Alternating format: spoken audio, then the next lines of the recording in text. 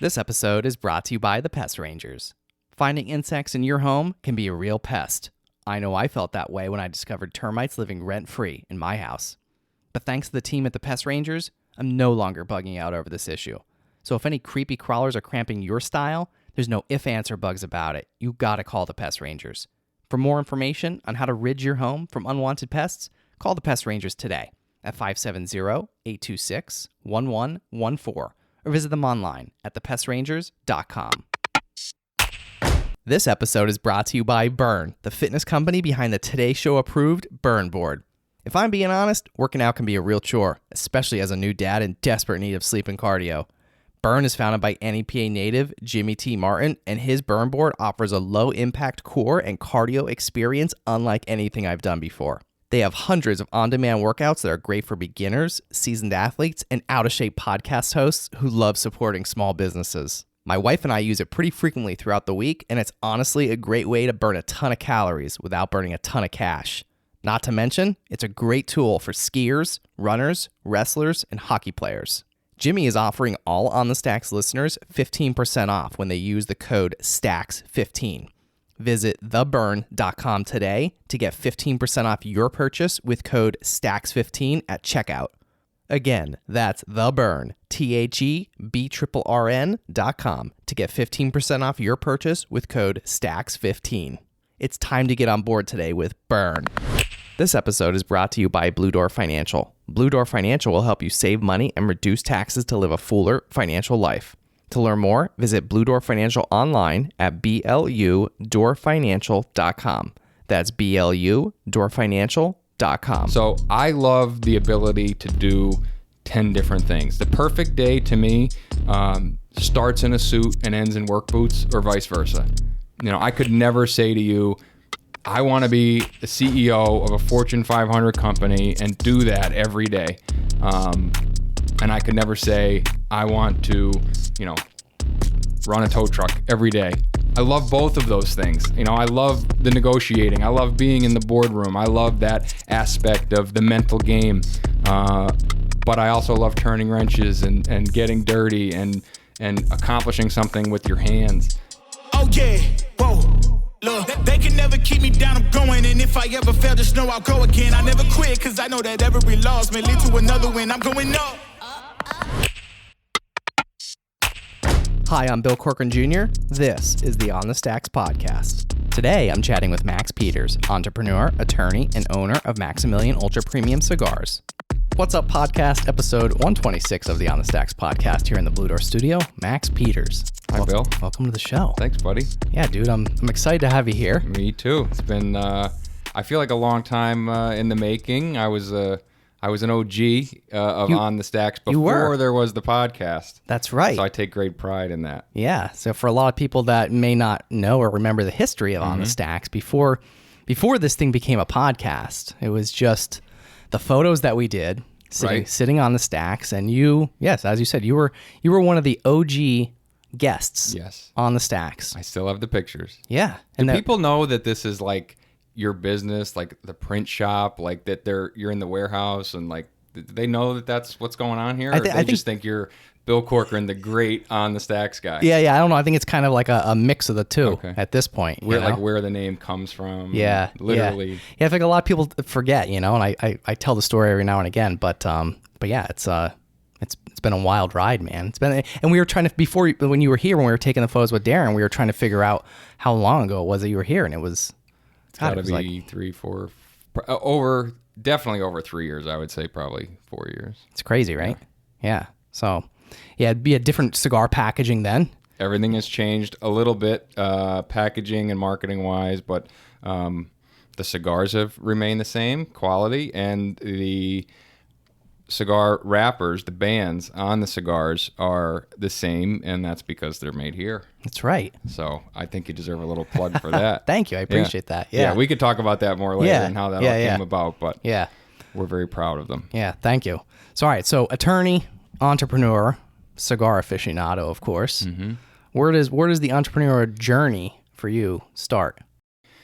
It's, I would say it starts about 11, 12 years old. My grandfather, who we'll get into more, the former mayor of Scranton, was friends with a guy who owned a big junkyard in Scranton.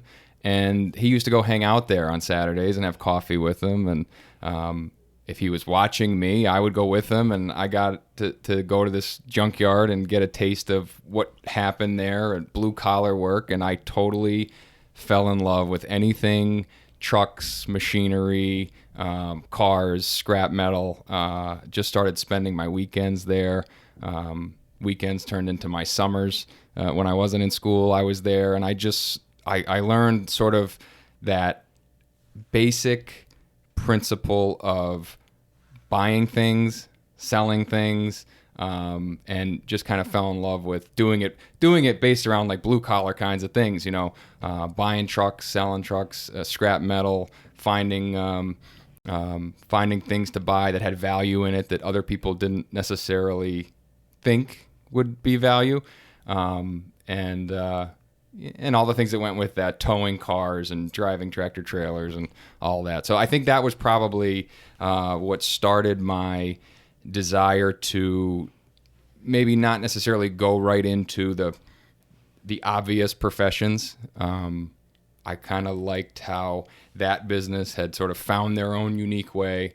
And I think from that point forward, I was always interested in like, how can you make, there's something so valuable about earning $1 that like didn't exist before you made something or produced something, or just not, and not to discount people who work for a salary, who punch in and punch out, but when you create that dollar by building something, and it goes for artists as well, making something, buying something, fixing it up, and then selling it. Like that, to me, $1 earned that way is so much more valuable to me than $20 earned just for showing up somewhere.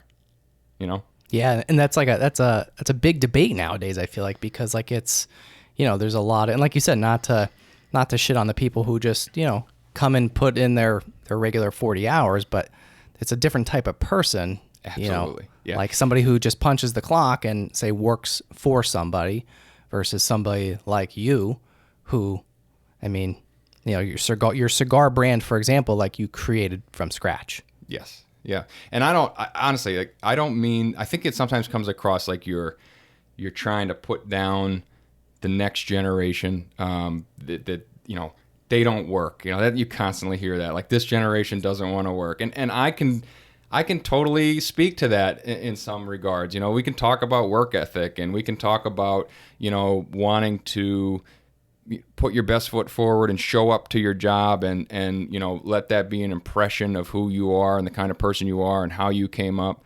I think a lot of today is sort of punch in, punch out.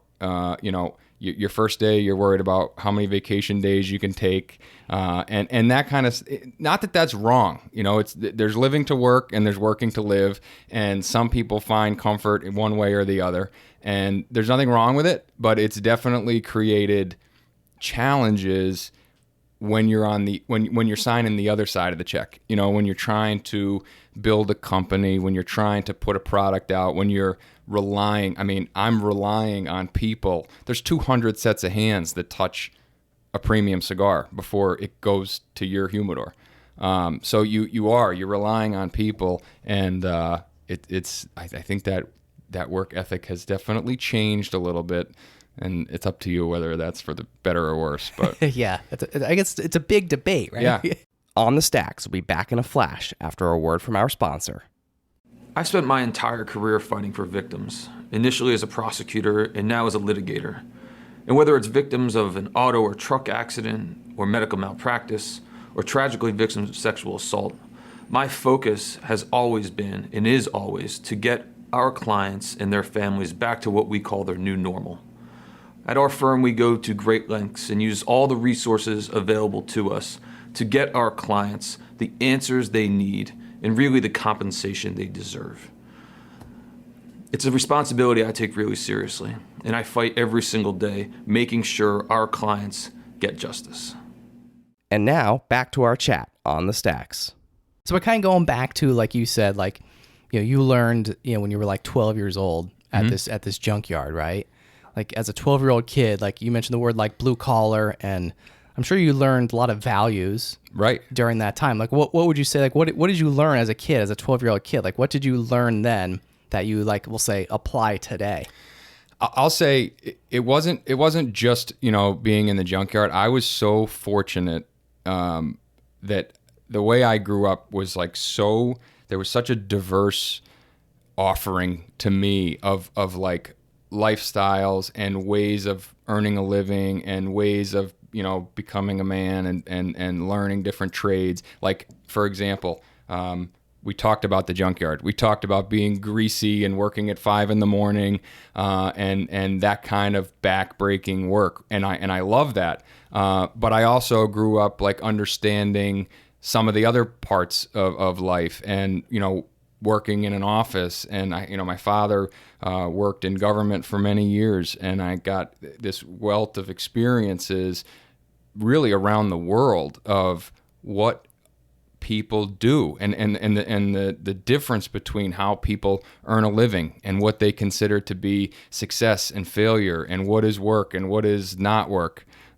So being able to come up and have this like picture of 1,000 different lives, you know what I'm saying?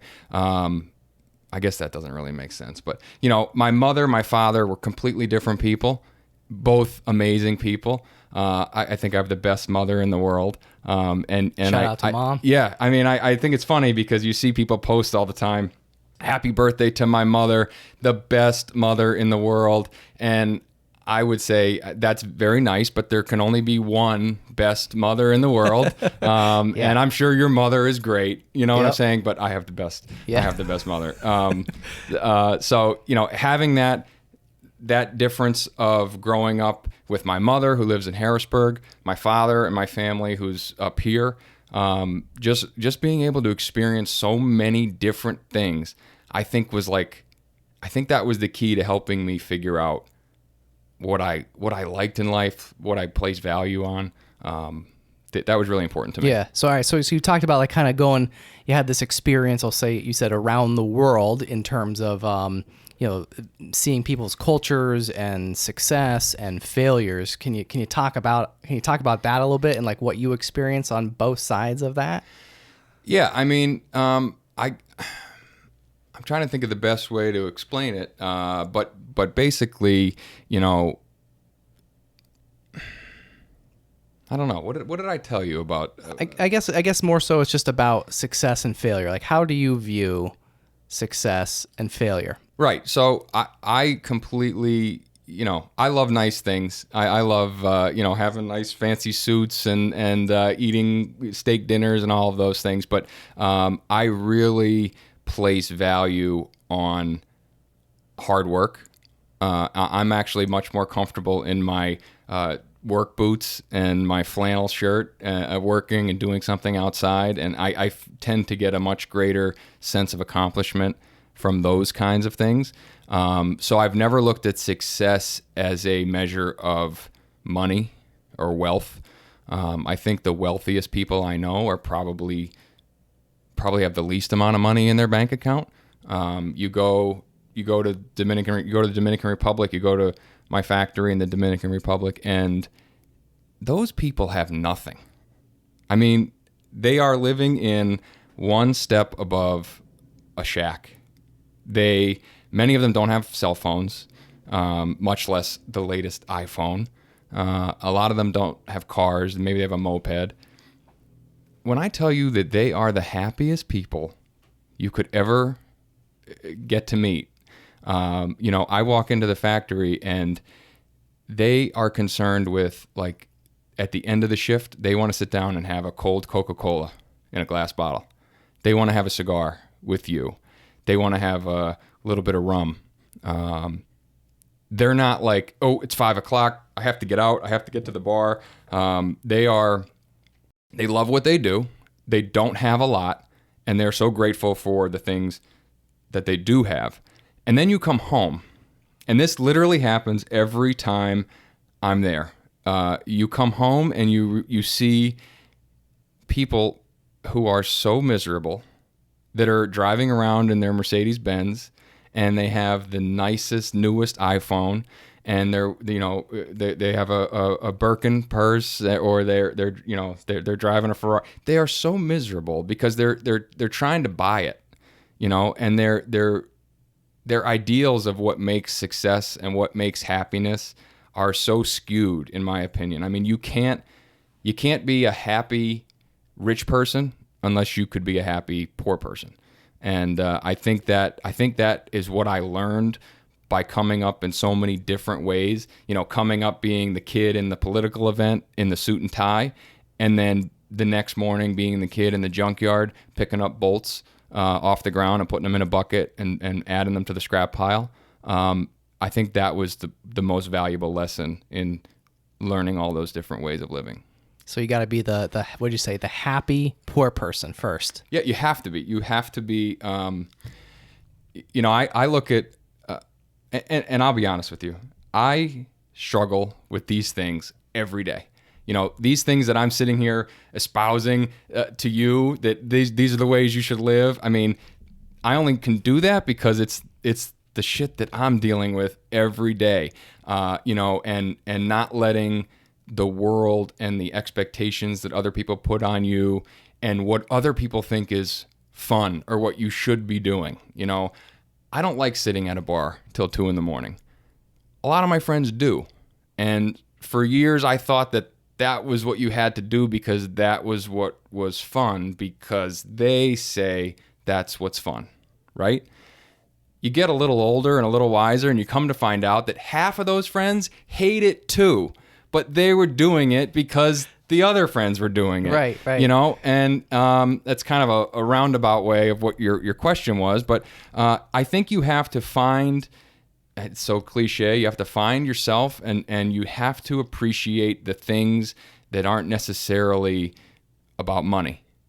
I try every morning, I love my cup of coffee. Like, you may describe it a different way, but it's the same as like lighting a cigar. It's a romantic process. It's a ritual. And if I can't sit down and enjoy for 5 minutes the smell of the beans grinding and that first sip of coffee, if I can't enjoy that in my old pickup truck, am I really going to enjoy it in my mansion? You know what I'm saying? Right. You have to be able to appreciate the things that you have. Life is what's happening while you're busy making other plans. It's today. It's right now. So for me, a big thing has been learning how lucky we are just by being here. We were born in America. We're Americans. We're in this great country. We have so much, given to us, earned, whatever it is. Here we are. We're not worried about, are we going to eat tonight? And that stuff's going on all around the world, and those people can be happy, and we're having trouble being happy. Big lesson for me. Yeah, that's a problem. Yeah. Like it really is. Like you said, like going back to the Dominican where your cigar factory is, like, like talk a little bit more about that culture, because I think it's so important. Like you said, like those people, like they basically have like you said, like nothing. They have nothing. Their values are family, food, time. They really have that figured out. They take an immense amount of pride. This goes back to the work ethic that we talked about before, but they have so much pride in what they do. They show up to the factory. Now these cigar rollers, torsadors, they're one of the highest paid professions in the entire country of the Dominican Republic. They show up to work. They give it their all the whole day. And when 5 o'clock comes, you wouldn't know.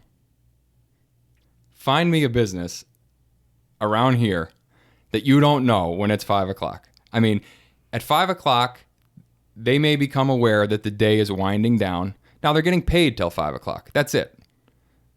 They're finishing what they're doing. They're making sure that they don't cut corners on the last few cigars of the day. They used to talk about, like, if you're buying a new car, you better hope you don't buy the car they made on Friday afternoon or Monday morning, right? Yeah, right. And that's right. true. Yeah.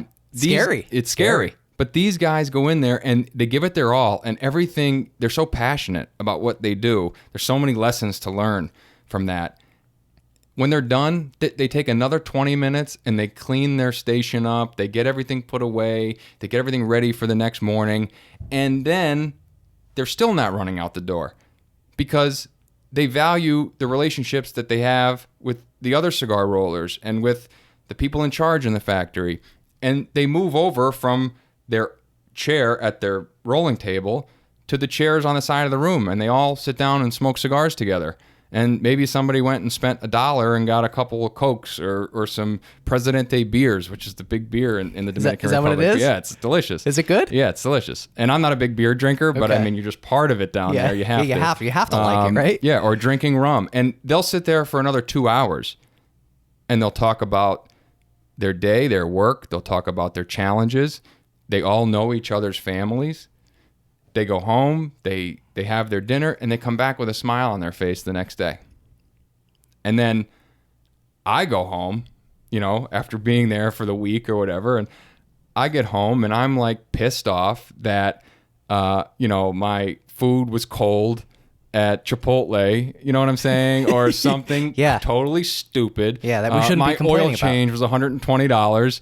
Fuel is too expensive. Like I'm there, and again I say this because I try to be a student of what I'm saying, is you find yourself so wrapped up in all this shit that doesn't matter.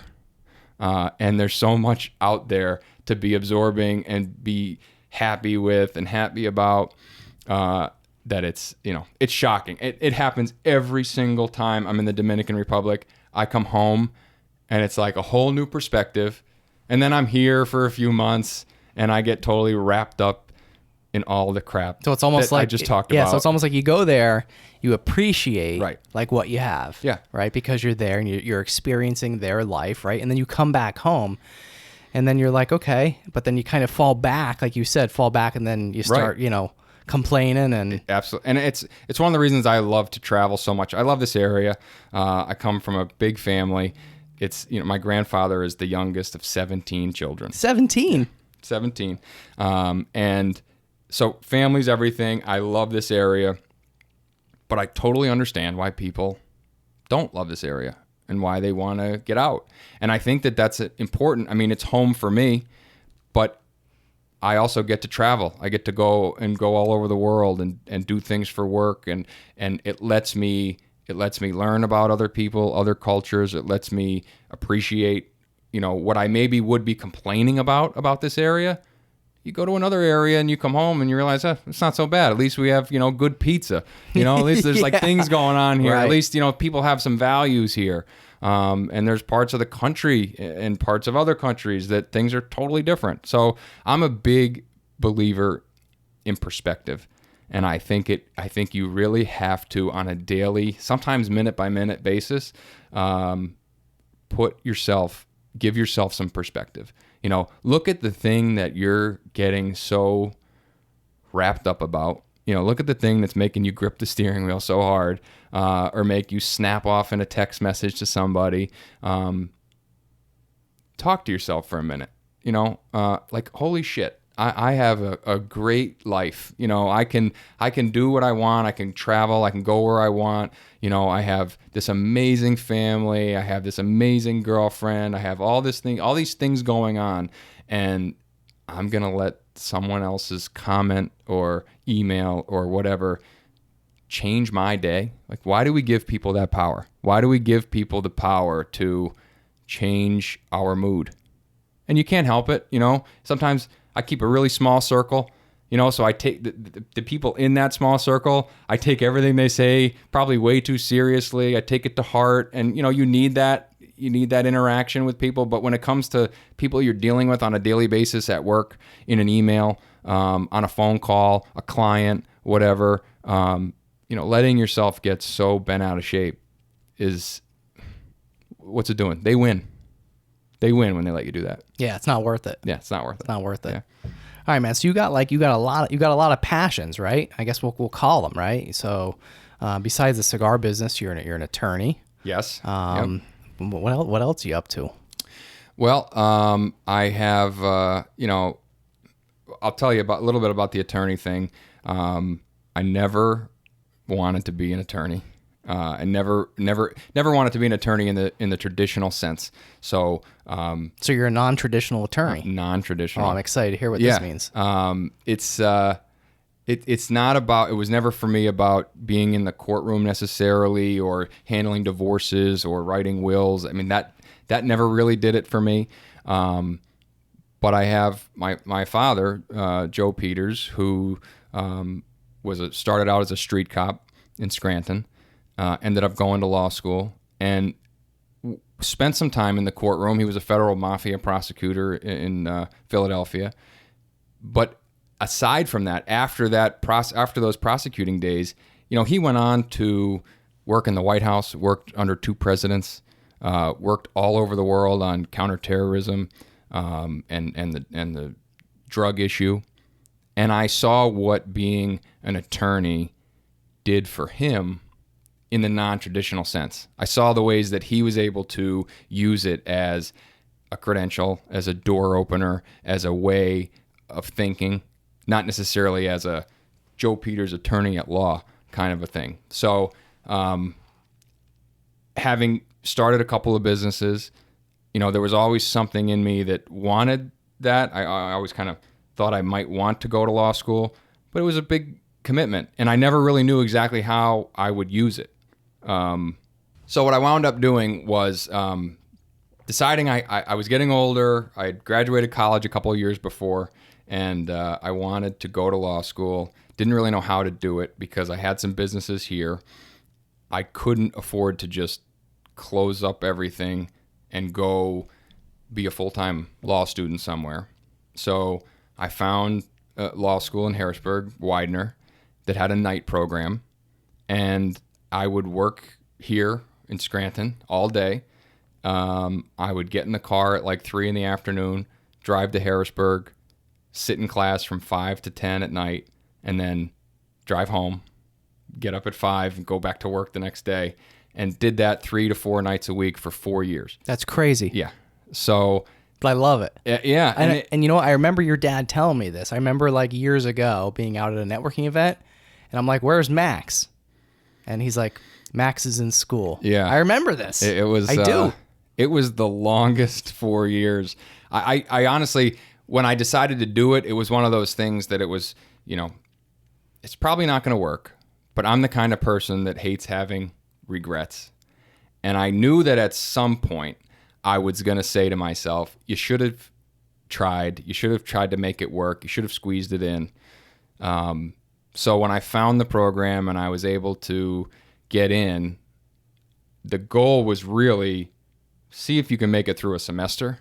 It's the little victories, because in no way did I think not only was I going to make it through 4 years, but I'll never pass the bar exam. Like, that's for really smart people and like good studiers. I am the worst. So you were just like, studier. hey, I'm just going to try to get through one semester. Yeah, that was the goal. Let me just see if there's any way, maybe I'll do it for a semester and I'll realize this is what I love, and it'll motivate me to like want to sell a business and like go do law school full time. Or I'll do this for a semester and I'll be like, this is crazy. I knew I didn't want to be a lawyer. Why? And I would be able to put it to bed. And honestly, neither of those really happened. I didn't fall in love with the thought of being a lawyer when I started the first semester, but I also realized I could maybe do it a second semester. And, I was sure I failed every final exam. I looked at all my friends. They have color-coded notebooks and they have flashcards. And I had no idea what I was doing. It was a mess. And most of those people, they were in the night program too, but a lot of them still were only, if they were working at all, they were working part-time. So they had time. It's a lot of reading. It's a lot of studying. And you're home in Scranton running multiple businesses. Right. So there's really, it kind of got to the point of like, where is the time to read these cases? Like, you got 4 or 5 hours of reading to do before class. Well, I got up at 5.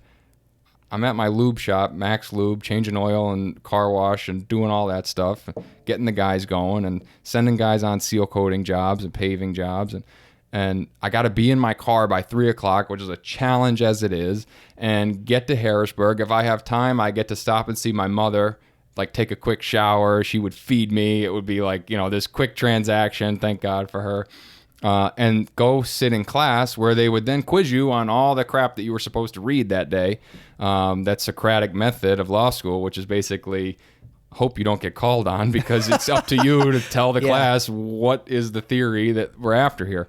So did you read it? No, I never read it. I love this. No, and it was this is great. Did you get called on? I got called on all the time, and the teachers, once they figured out that But you weren't reading.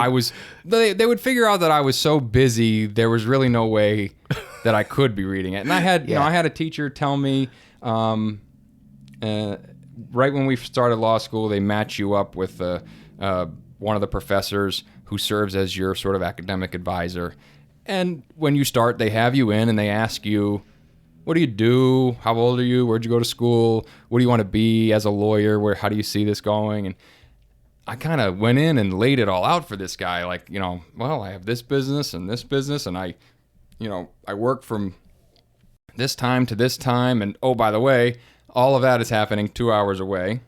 So I plan to be commuting back and forth every night. And you're what, like in your late 20s at this point? Yeah, I was probably mid to late 20s. Yeah, like 26 when I started. 25. Yeah, I graduated college in 2011 and I worked for a couple of years, and it was eating away at me. So I think I started 2014 was the first year. So I tell this professor, this advisor, everything, and he kind of stops and closes his folder and says, I've never told anybody this, but I feel like I'd be doing you a disservice if I gave you the usual spiel, which is, don't be worried. It's okay. Everyone's in this boat. You could do it. Everybody can do it. And he said, I don't know how. I don't think you can do it. I don't think law school is for you. And maybe it's for you, but it's not for you right now. And if you're not willing to sort of fold up your businesses or make some more of a commitment to be here, I think you're wasting your money, and I'd be doing you a disservice of telling you, rah, you could do it.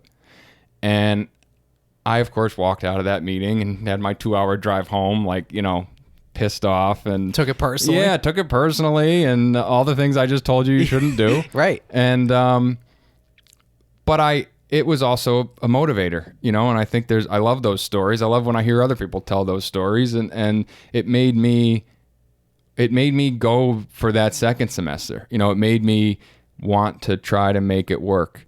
And to that professor's credit, on graduation day, comes up, not only gives me one of the legal awards for work that I did, but said, I never forgot what I told you 4 years ago. And I just want to shake your hand and tell you that I was wrong. Wow. Yeah. That's cool. He said, I think you impressed a lot of people here. And I don't think most of them knew all the stuff that you were doing. I knew because you told me in the very beginning. So to his credit, and by the way, that was a guy who I couldn't, politically disagree with more. We were like at each other's throats every night in class. So it took a lot for him to come up to you and say, I was wrong. Yeah, so that kind of a person is like a big inspiration, and it's a good lesson that, all this nonsense of, well, if you believe this and I believe this, then we can't get along. We can't be friends. We can't, you're a jerk. I'm right. You're wrong. That's all just nonsense. Yeah, what's up with that, by the way? It's I never really get into politics, and I won't. Yeah. But why can't people just put that stuff aside? And I could. Yeah. I know I could, but Right. there's certain people, I'm not going to mention any names or political parties. Right. But there's certain people that literally if they know that you're one side or the other, that's it. You're like Right. You're like the devil. I'll say this. It's polarizing. And really, it's not a lot of people. It's not their fault.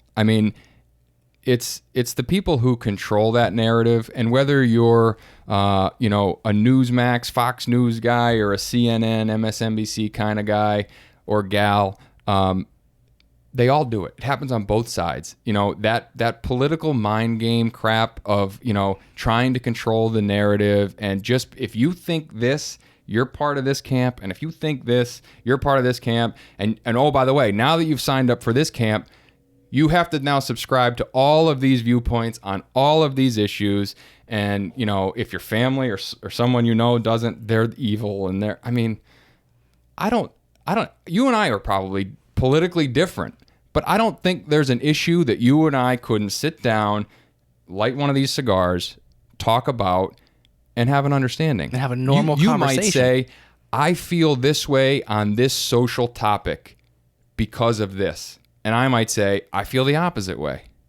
But you're going to explain to me why Bill Corcoran's life has led him to that belief.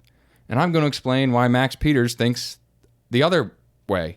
Does that mean that your life experience was better or worse than mine, or more valuable, or right or wrong? I mean, that disagreement is literally the spice of life. And we're getting to this point of we can't offend. Like, when did it become a crime to offend somebody? You know, like, when did words become, you know, violence? And I get it. And I'm the most, it's funny for me to say this if you know me very well, because I hate when anyone feels awkward. Like, I don't want you to feel weird. Yeah, or bad, feel bad. I'm like the guy who's trying to make sure you have everything you need. Yeah. Right. But at the same time, should I be in jail because I said something you don't like? You know what I'm saying? Right. I called you the wrong name, or I said, I said that I believe something that you don't believe.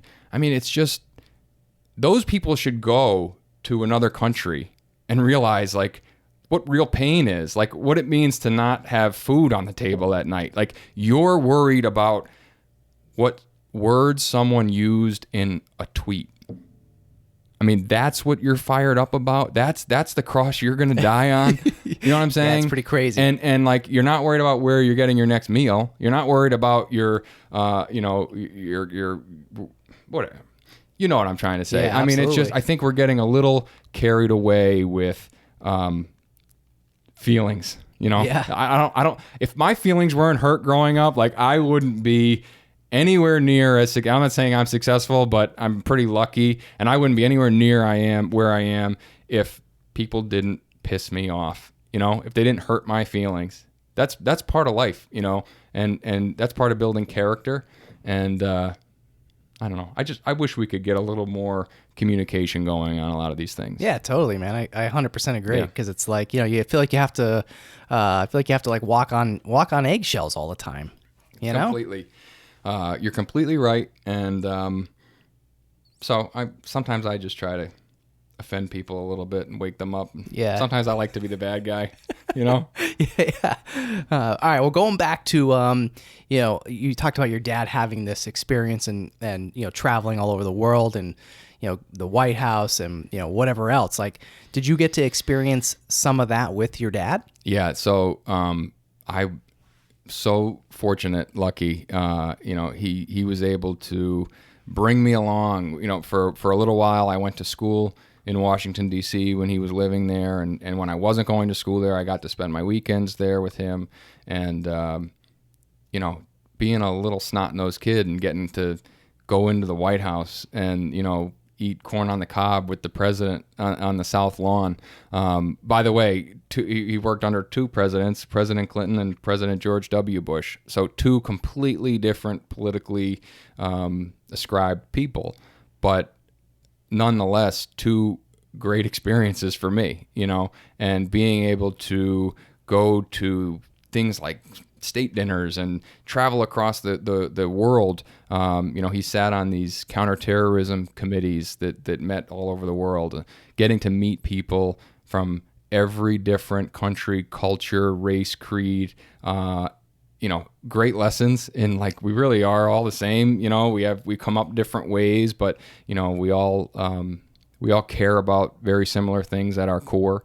And, you know, I was this lucky kid that got to go around and do all this stuff and meet all these people. And again, I mean, that's what we opened up talking about, but I really believe that it was all of those diverse experiences that allow you to figure out who you are. And I think everybody. You know, if I'm ever blessed to have kids someday, like I want them to experience everything and figure out who they are. You know, and I think too often everybody sort of stays in that bubble where they're comfortable. And a lot of that stuff that I did, like, it was uncomfortable. Like, I didn't want it. Sometimes I didn't want to be like the young kid in the suit and tie at some function in Berlin. You know what I'm saying? But when I look back at like that experience and what that gave me, and that now there's people that I still speak with and do business with, you know, I think that ability to go to Dubai, you know, I won a business competition in Dubai and was offered a full scholarship to get my MBA there, which I ended up not doing because it was the very fall that I was going to say, everybody's wondering why you didn't take that. I decided to start law school, you know. Oh, okay. So I probably would have done that if the law school thing wasn't itching at me, but I'm just a big proponent of getting out of your comfort zone and experiencing something different.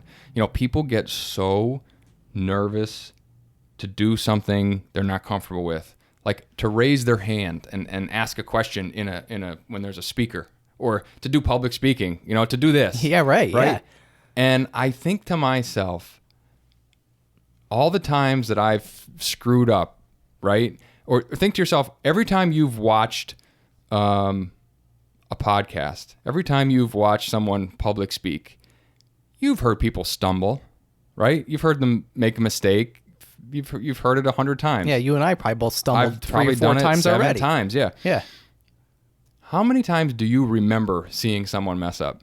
Like you none. don't. It's so inconsequential. Yeah, unless somebody like craps their pants, you're not remembering. It's our own ego. Like, I'm worried that if I sit here and I stumble my words and say the wrong thing, or I get too nervous, I'm thinking like everybody's watching.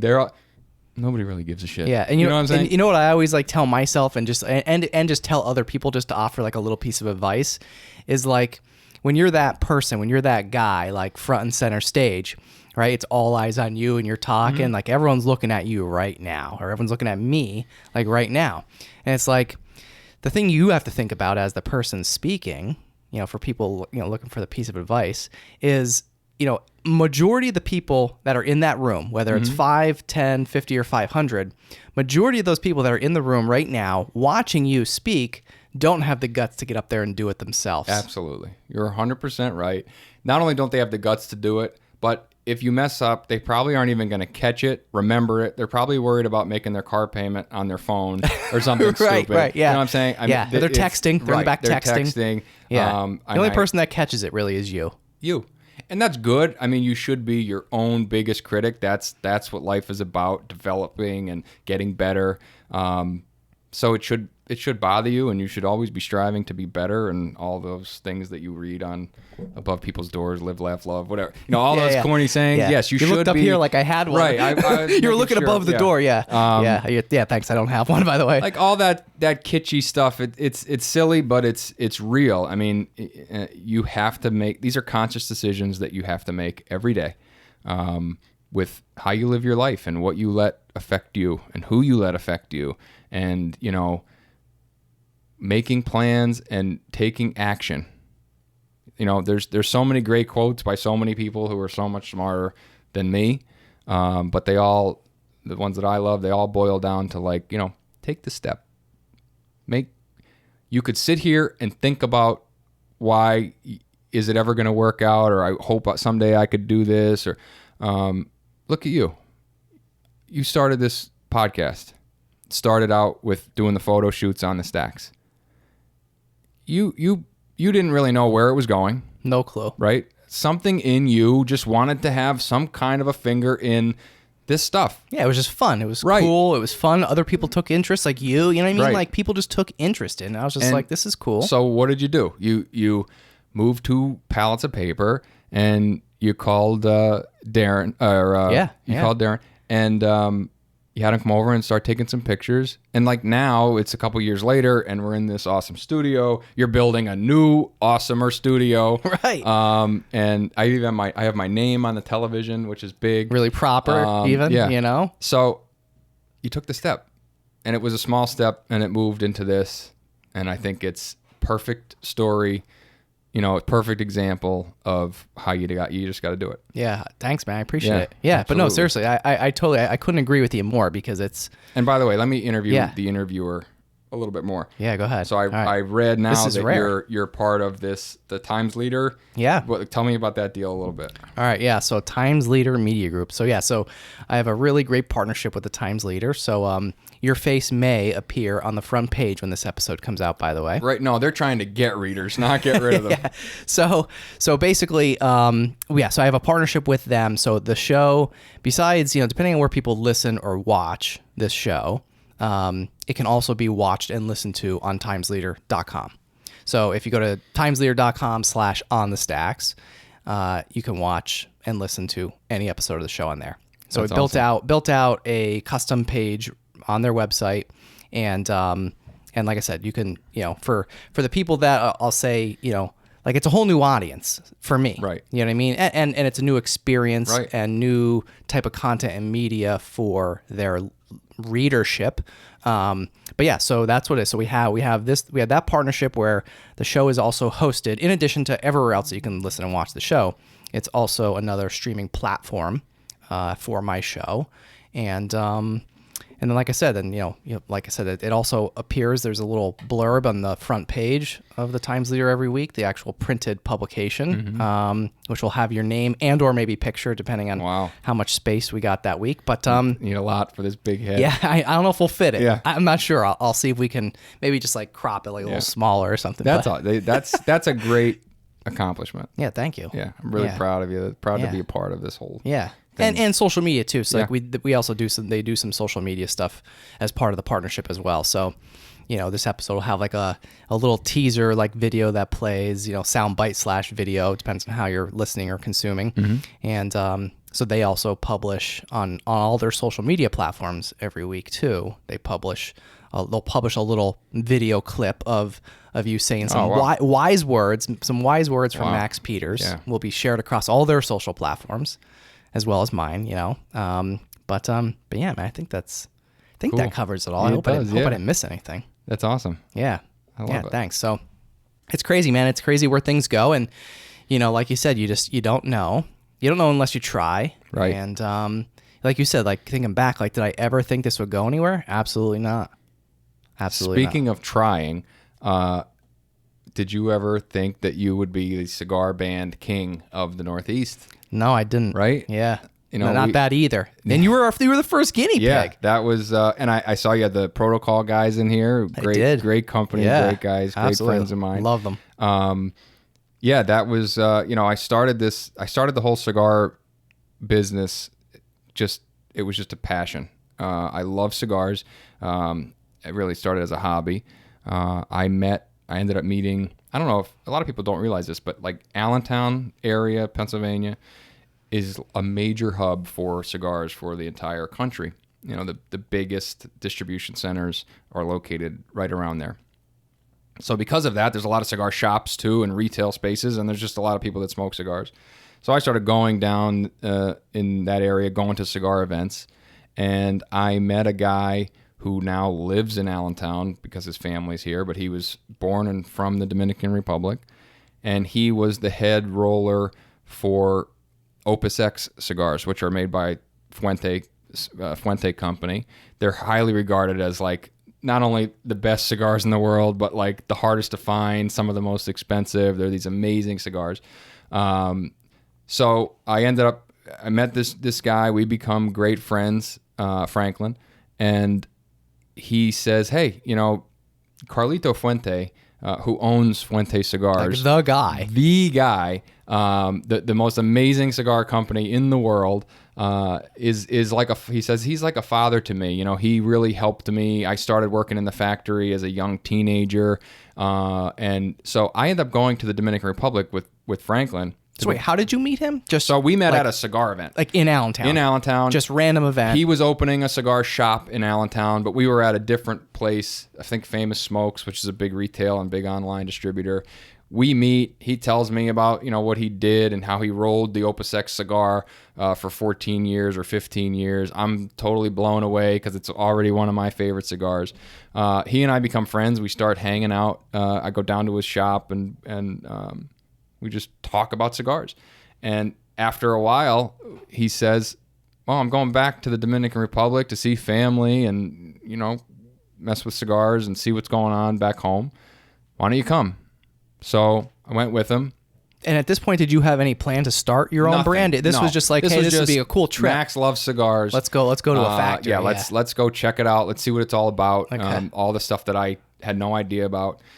So I go with him, and I wind up getting to see different cigar factories, and especially the Fuente factory. Completely fall in love with the process. The people. The blending, the aging, the cultivation, all the farming. Totally love this whole process. And by the way, end up meeting Carlito Fuente. First trip. Get to go and meet him. And he and I just like hit it off. You get that opportunity with people a few times in your life. And I truly believe this was one of them for me. Just a total family oriented kind of guy. We valued the same things, and he may be the billionaire mogul of cigars, and I may be the guy that is just likes lighting them up, but we were on such a same page with how we saw the world. And so he was very influential in helping me just come to know the business a little better and learn. And so fast forward, go back to the Dominican Republic a few times, just really fall in love with that whole process of how do you select tobacco? How do you grow it? How do you dry it? How do you ferment it? How do you age it? How do you blend it? That's really where the magic is. So I decide, I love this so much. Franklin, the guy who I originally went, he's back in Allentown and has his cigar shop. We start buying little amounts of tobacco and shipping it to Allentown and shipping it to his shop. And I would go down there after work. I'd drive an hour down and sit with him at night. And since he's such a great cigar roller, like he could take these different blends of tobaccos from different countries, different parts of the plant, sun-grown, shade-grown. He has this wealth of knowledge there too. And he would just roll them up for me to try, and I got to understand how different things worked together, worked well, usually didn't work well together, in the beginning. And so I decided, I want to do this. I want to try to, build. It still really wasn't meant to be a business. I just said I want to try to come up with what I think would be the best cigar. Cigars are like bourbon or wine in the sense that it's personal preference. So you were just basically sort of, and correct me if I'm wrong, but trying to build something that you like. Me. It's not the first time I've been accused of being selfish. So I just wanted... I didn't say it. I just wanted to understand it and build a cigar that I thought was the ultimate cigar. So I started to take it more seriously and bringing in more tobaccos. And it was, I say 3 years of just kind of messing around until I had something that was like, this is a cigar that I would give to you. This is a cigar that I would put my name on. And the people around me, my family, my father's a big cigar smoker, my grandfather, it was like, well, why don't you put your name on it? And really it wasn't meant to be a business, which is so funny because I'm the guy who looks at everything from a business sense. How do I make money? How can I turn this into a business? It really wasn't like that. And so that's what we did. We found a factory. I was blessed to, along the way, meet another friend of mine, Francisco Almonte, who owns a place called DBL, Dominican Big Leaguer Cigars.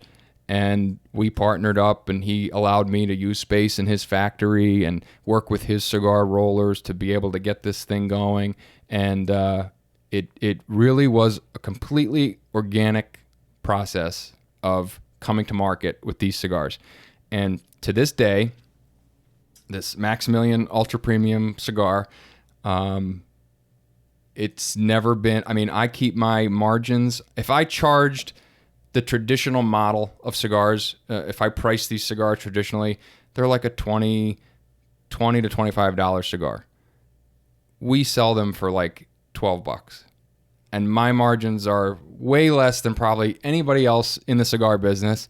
And that's simply because I never wanted this to be about money. I want people to be able to try it. Nobody wants to buy a $20 cigar for the first time that they've never heard anything about. You know, I'm not Carlito Fuente or the Padron right. You don't have family. you don't have the name or and the reputation yet. I'm none of those people. We're a tiny little boutique company, and I wanted people to be able to try it, and I was proud of it. And it's just gone from there. It's blown up. I mean, I can't make the cigars fast enough. I still try to keep to the model of only selling them in places that I have either been to or know someone. I try to keep it really mostly at brick and mortar, mom and pop kind of retail locations. I think that's so important. You know, those are the people that support the industry. And there's something to be said about the big online catalog companies. They're great in the sense that they're responsible for getting a lot of people into cigars and getting people to try a lot of different cigars. But at the end of the day, it's the brick and mortar shops that are really supporting the industry and educating consumers about cigars, and they're really important to our brand. So I just want to kind of go back to that, like you said, that first time that you met Carlos Fuente. I think that's just so interesting, and just another like little, I don't know, just little interesting thing is the fact that you went there and you met him, and he like gave you the time of day, and you probably never would have thought. Yeah, right? Like, here's a guy, he's immensely powerful and popular, and has this, great, huge company that sells tens of millions or maybe even hundreds of millions of cigars a year. Lots. Just massive. And he's talking to Max Peters. Like, what do you need? How do we help you? Here's a guy that, if I'm in his shoes, I'm probably thinking, I don't want another guy in the business. And it really wasn't about me getting into the business when we talked or anything like that. But he was just such a huge inspiration in helping me understand what this business is really about.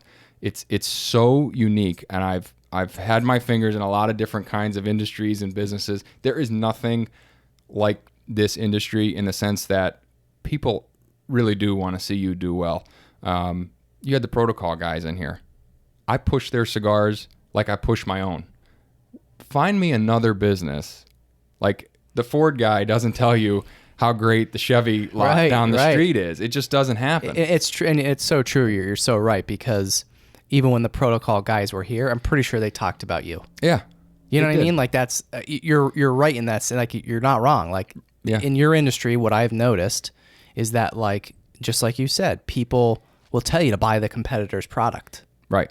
Yeah. So here, and then you take it, there's me, tiny company, and protocol, still a small company, but, great company.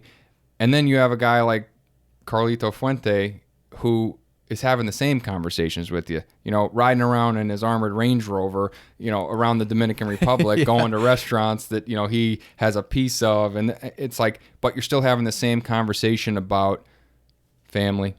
I mean, he's the same guy as the rollers that we talked about in the beginning of this show.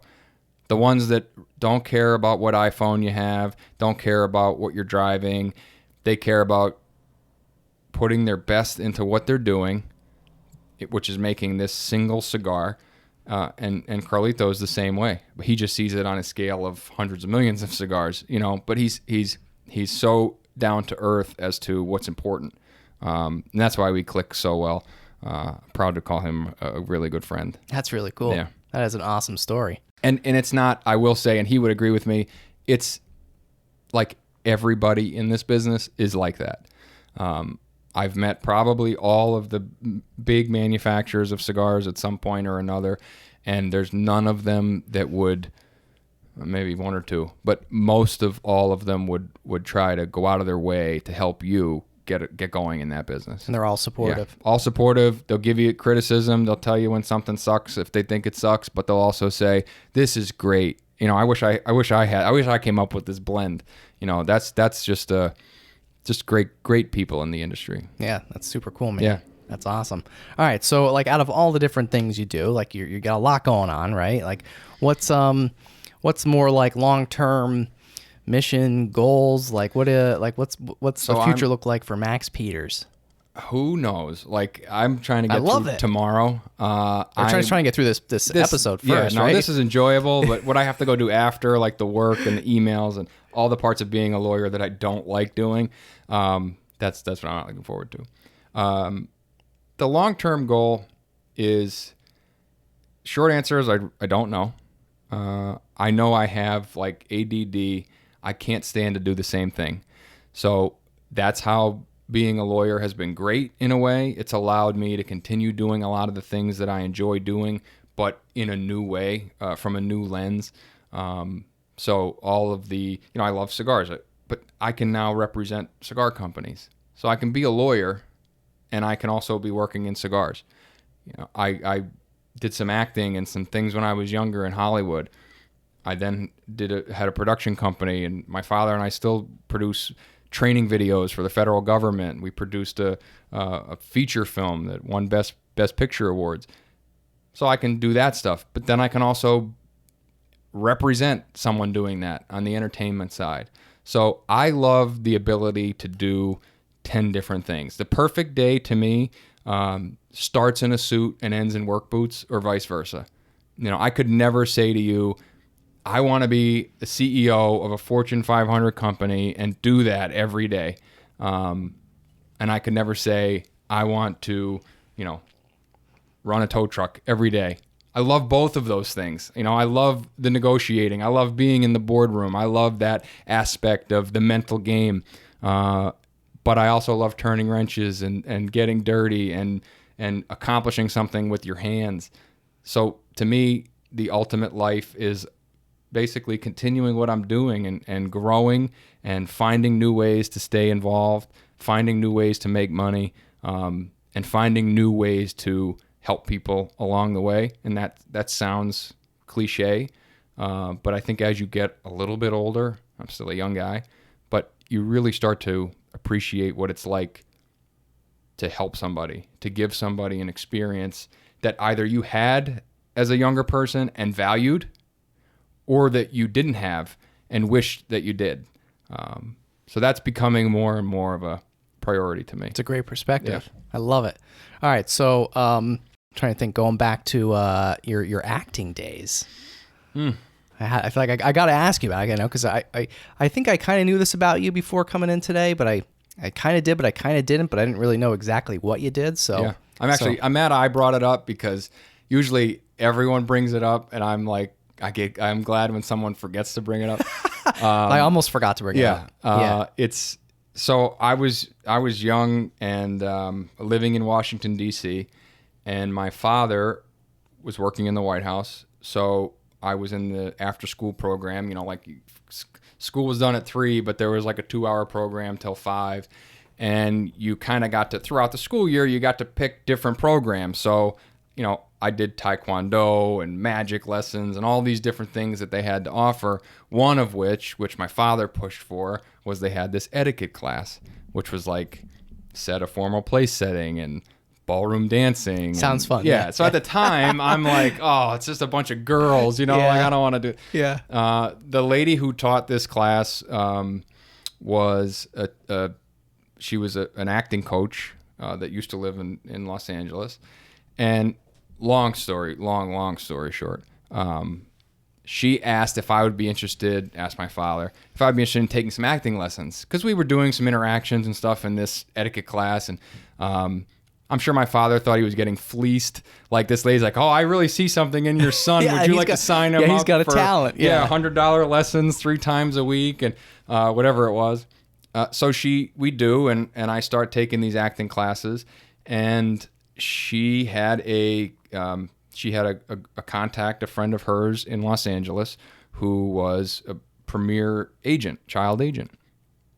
And after she would coach students in DC for a year or two, she would film them, put them on tape, and send that tape as like a package, a demo, out to her agent friend, and he would review the 30 kids and, oh, this one's got some promise, work with him a little.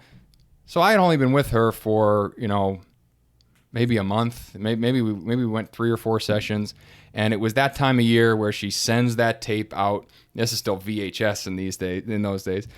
She sends that tape out to her friend.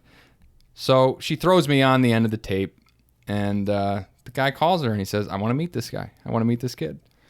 So I literally flew out to Los Angeles on a Friday after school with my father, and through that weekend met with this agent.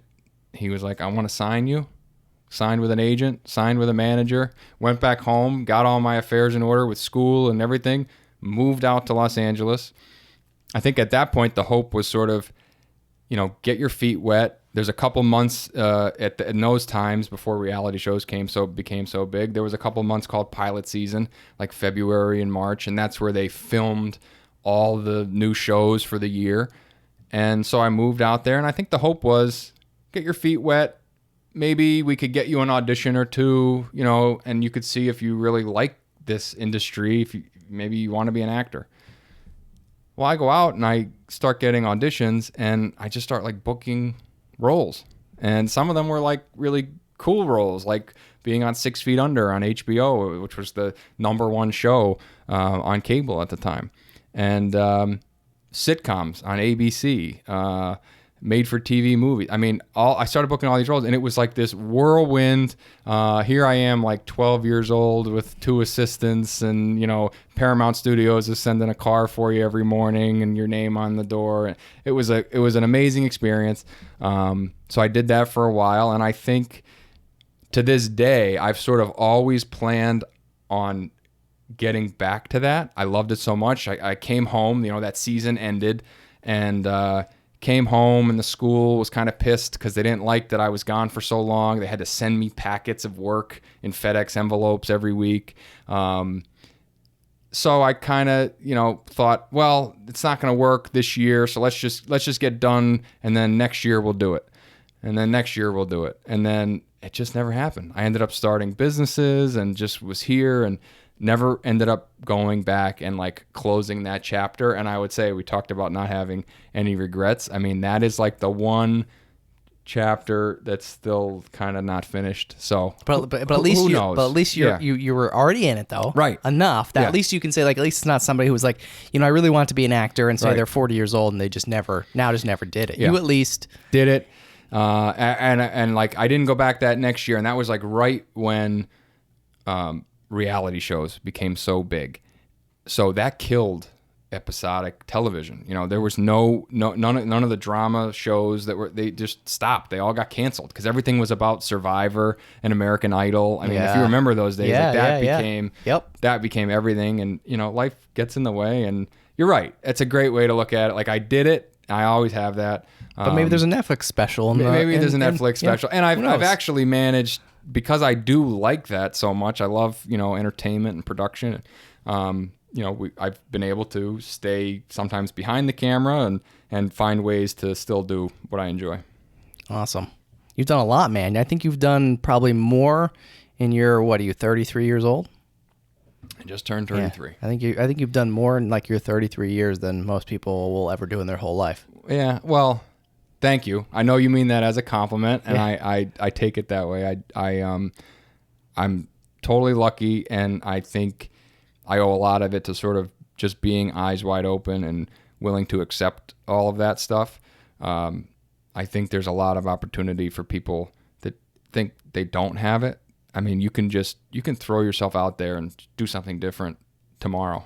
And I'm still that guy. I'm still that guy that walks into the room that I'm kind of interested in but know nothing about, and want to know everything about it. I want to dive right in. I'm out. I remember printing labels here, and I was breathing down the neck of the guy running the old Heidelberg presses, and I'm like I wonder if I could buy one of these and do this in my basement. How can I do this? Yeah. So but that's just you have to put yourself out there. 100% agree. All right, so where can our listeners and viewers buy your cigars if they're so inclined to try? So we are Maximilian Ultra Premium Cigars, Maximilian Cigars on Instagram, Maximilian Ultra Premium Cigars on Facebook. I would say that the best thing to do is get in touch with us, and we can tell you what the retail stores closest to you are that carry the cigars. But there are online companies that we do work with, Best Cigar Prices, in Drums, PA.